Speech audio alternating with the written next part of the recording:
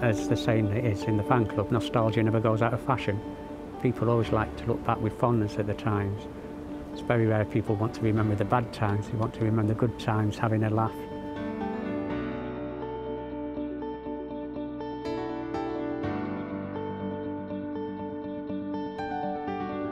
On the Buses had something for all age groups. You could sit down as a family and watch it and know you weren't going to be offended.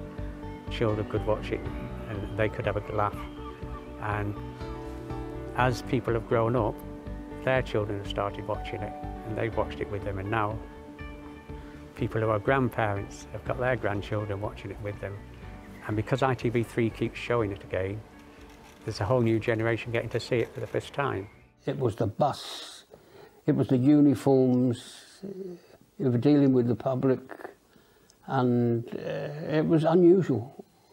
As against rag trade, which is just an ordinary factory, and this was different.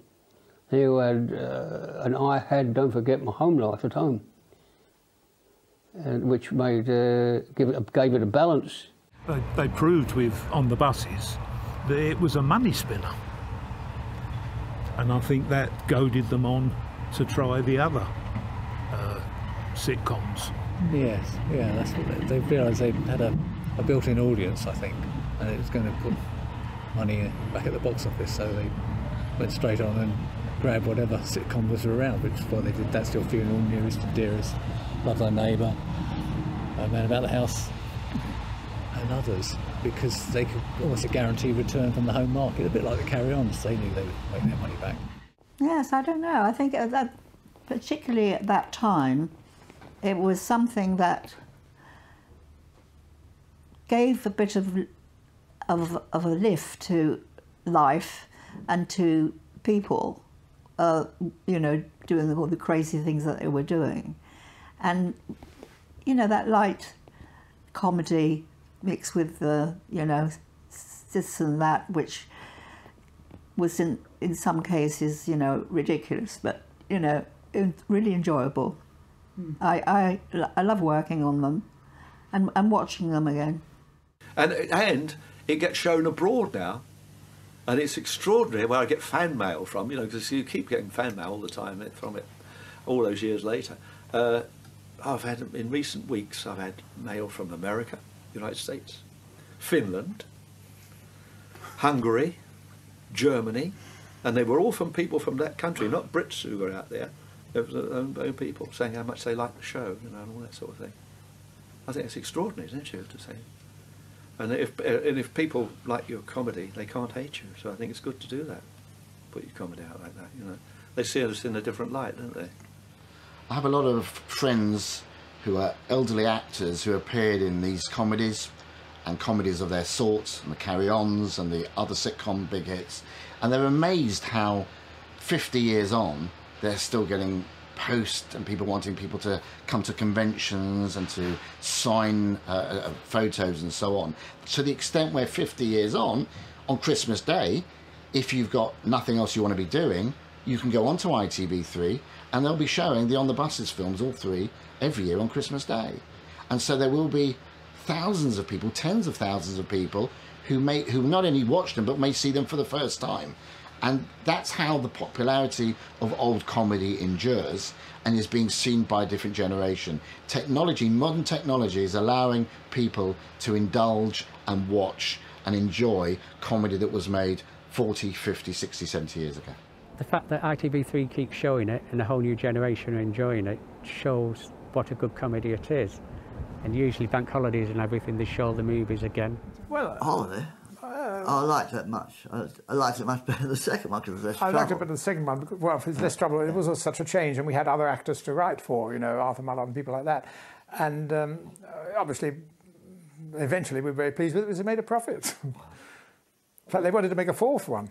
Well, it did. It took much longer to make a profit, but it did eventually it's still in profit. It's still making money now. It was shown a few weeks ago on BBC and on ITV and New Year's Eve, on Christmas Eve. Yeah, again, there's a bit of luck because there's some marvellous films made these days, modern films, but they're all very sexy or very violent.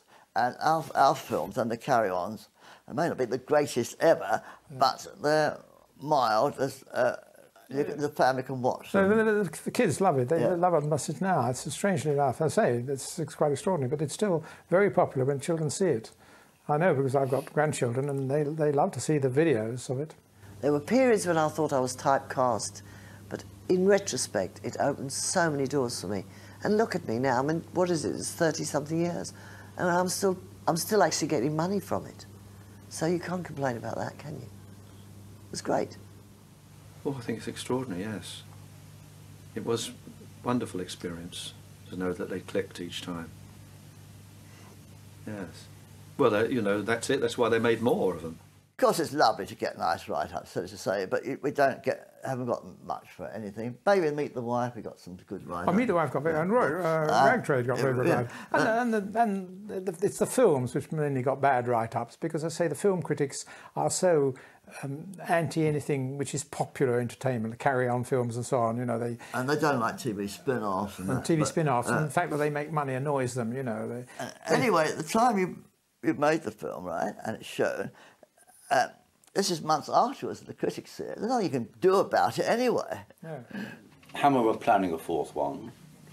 We were talking with the writers, so coming up with ideas. No titles thought of at that time. But then we had problems with the EMI, who were thinking of selling out. And then we learned that Reg Varney had left the TV series at that time. And that worried us quite considerably, because that might reduce the audience. So with all those factors, we thought we'd shelve it for a year. And a year later, we thought, too late. So a fourth one was never made, unfortunately. Well, there was two guys called Phil and Nick who were producing a magazine for On the Buses, and I was subscribing to it. It was sort of early days before the internet and everything. And they said they weren't going to do any more magazines. So I said, well, do you mind if I ever go and take it over? And they said, no, go ahead.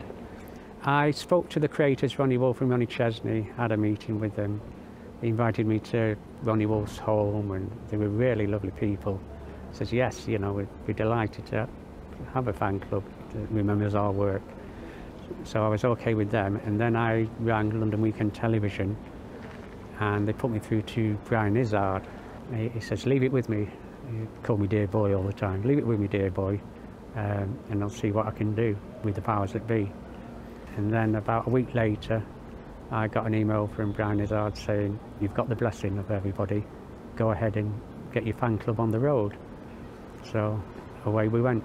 Regularly, every year, we were doing the things for that particular film. And then there were some others as well that gave you the opportunity to get out, meet the fans and sign a few pictures. And that was good.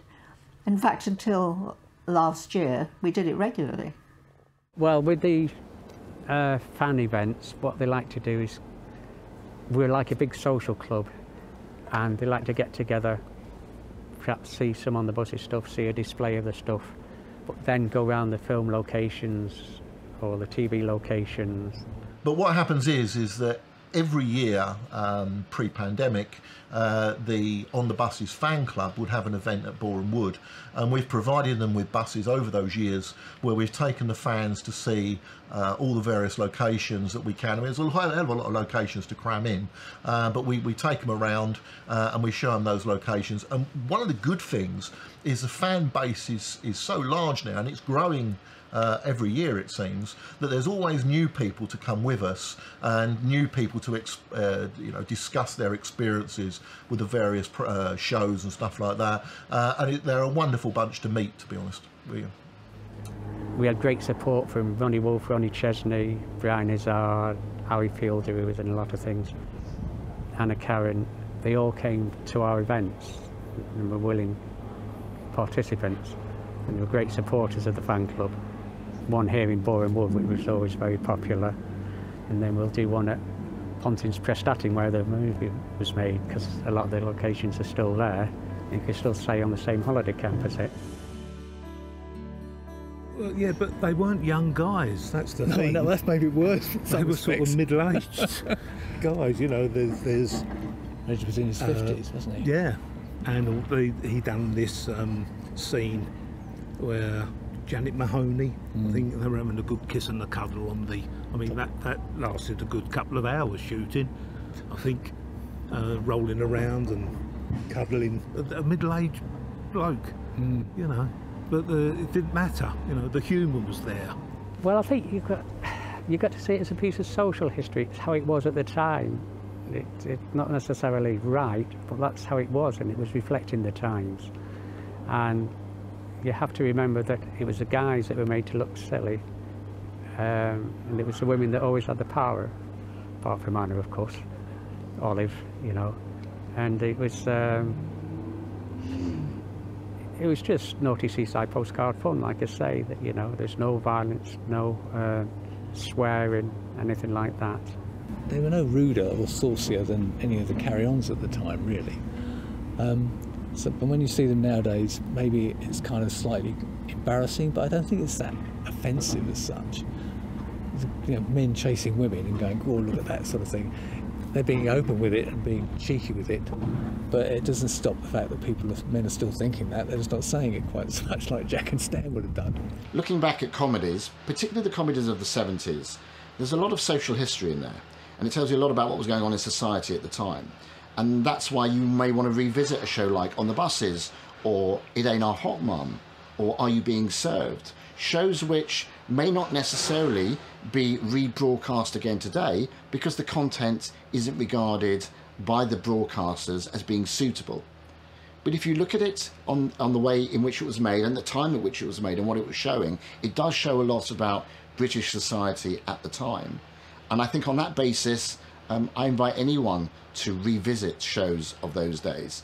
And the films, the On the Buses films, were very much part of that social history. Every one of us believed in what we were doing. We never mugged anything. We acted it as you would a straight play, really. So you don't have to time funny lines because it's already there, the situation. And that was the lovely bit about it. It came over so real. I might have liked to have been cast more glamorously at the time I did it, but in retrospect, no. I think it was terrific. Because, I mean, however old I get, I'm never going to look as bad as Olive, am I? On the station today, I was shouting at me, and the bloke was had his little mic thing, and he was shouting out, "Get that train out!" So I was on the other platform. Well, it means they liked it. That's the thing, isn't it? People love good comedy. Like I say, whether it's Dad's Army, Heidi High, Stector and Son, they're all about fools and horses. It's all about working class people and the situation they're in, and all hoping that things will get better. And that's what the working class people relate to, struggling to get by, paying the bills, hoping things will get better, trying to improve their lives. But a lot of the sitcoms and that, they always end up back where they started, with Stector and Son, Fools and Horses until right at the end. Dad's Army, they've got the war going on, you know. But it's the British spirit, that's what it's all about, these comedies, the British spirit and the British sense of humour. Yes, I've got great memories of On the Buses. I really have. I've thoroughly enjoyed every moment of it. I wouldn't change anything.